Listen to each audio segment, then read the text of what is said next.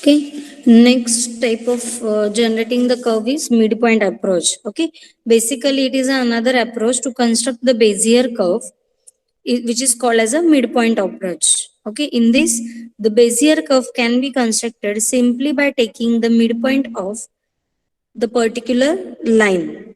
In the midpoint approach, the midpoint of the line containing the four control points. If we consider the four control points, for example, A, B, C, D, okay, through which we have to consider the particular midpoint of the line. In this, the determined A, B, B, C, and C, D. These midpoints are and BCD are the determined. Okay. मग आता आपण काय करणार आहे, आता whenever we consider the midpoints which is connected by the line segment and the midpoints ABC and BCD are the determined. Okay, means whenever we divide the line into the two equal parts, we generate the two line segments. So finally, these two midpoints are connected by the line segment and the midpoint ABCD is determined. Okay, when we consider the particular line segment through which, if we consider, आता तुम्हाला एक example दाखवते मी.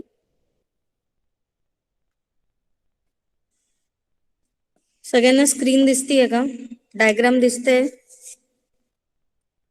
Okay, A, B, C, D. This is the four control points. Okay, first we have to consider the particular 2 points. Okay, A, B, C and C, D, E. Okay, then we consider, for example, माझे हे 4 control points आहे, त्याच्यामध्ये 2 points मी consider केले, ABC आणि BCD. Okay, आता इथे चुकून झालेलं आहे त्यांच्याकडे, हा BCD पॉइंट आहे. ओके, आता whenever we consider the two mid segments, आता हे 2 पॉइंट्स जर मला मिळाले तर त्याच्यावरून मला काय मिळेल, तुमचा मिड पॉइंट मिळेल. Again the point ABCD then on the Bezier curve divides the original curve into the two segments. This makes the point A, AB, ABC and ABCD. Okay, then these are the control points for the first section. हा कोणत्या याच्यासाठी झाला, first section साठी हे control point झाले, कोणता, A, AB, ABC आणि ABCD. then the point ABCD and BCD म्हणजे हा BCD and CD and D are the control point for the second segment. Okay, त्यांच्याकडनं चुकून झालेलं आहे, हा पॉइंट कोणता आहे तुमचा, BCD. ओके, म्हणजे ABCD, BCD, CD and D, these 4 points for the second section. By considering the two sections separately, we can get the 2 more sections for the each separation. Okay, the original Bezier curve is generated divided into the 4 different curves. This process can be repeated to split the curve into the smaller section until we have the section so short. जोपर्यंत ते short होत नाही तोपर्यंत आपण काय करत जाणार, ही process implement करत जाणार. Because whenever we consider the large segment and we join the 2 points which is appear the largest distance between the 2 points, तर तो कर्व जो असणार आहे तो शार्प कर्व किंवा स्मूथ कर्व जनरेट नाही होणार, त्याच्या ज्या एजेस आहे त्या शार्प दिसतील, असं स्मूथनेस त्याला डिफाईन नाही होणार. So the process can be repeated till this properly split the curve into the smaller sections. Okay, so the short distance is available, that means the curve is represent smoothly. समजलंय तुम्हाला कसं केलंय ma'am थोडं zoom कमी त्यांनी, करा ना. दिसतंय का? थोडं हो दिसतं. ओके, आता त्यांनी काय केलं, ABCD हे 4 कंट्रोल पॉइंट्स घेतले.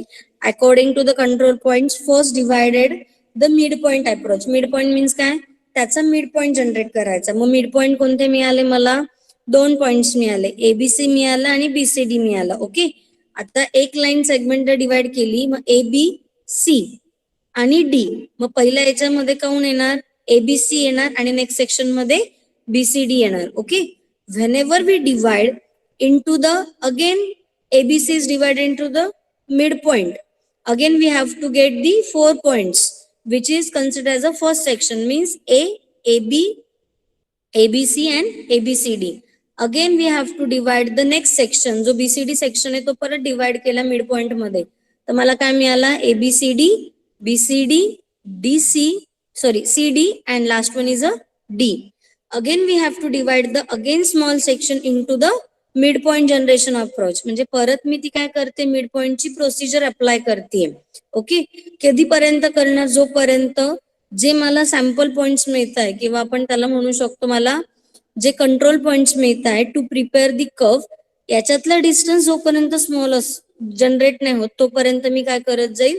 ही मेथड ऍक्सेस करत जाईल. म्हणजे सपोज ही लाईन आहे, हे कंट्रोल पॉइंट्स आहे. ओके, माझा A, B, C आणि D. ओके, हे 4 कंट्रोल पॉइंट्स आहे. पहिले मी काय जनरेट केलं? 2 मिड पॉइंट जनरेट केले. ओके, मग आता मिड पॉइंट ह्या लाईन मध्ये मिड पॉइंट जनरेट झाल्यानंतर हा ABC आला, हा BCD आला, हा ABCD आला. जर ह्याला 2 सेक्शन मध्ये डिवाइड केलं, परत मला ह्याला काय करावं लागेल? 2 कंट्रोल पॉइंट्स मध्ये जनरेट करावं लागेल. मग 2 कंट्रोल पॉइंट्स मध्ये जनरेट करताना माझा हा A पासून इथपर्यंत हा काय येईल? AB.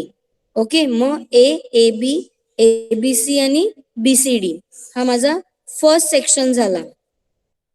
The 4 control points for the first section. Again we consider divide this section and again we have to find the midpoint. तर परत मला काय मिळाला? CD एक midpoint मिळाला. म्हणजे ABCD, BCD, CD and D हे 4 पॉइंट काय झाले? माझे सेकंड सेक्शन साठी झाले. Again we have to divide the each small segment into the 2 parts and again we have to find out the midpoint of that segment. Again we get the new control points for preparing the curve.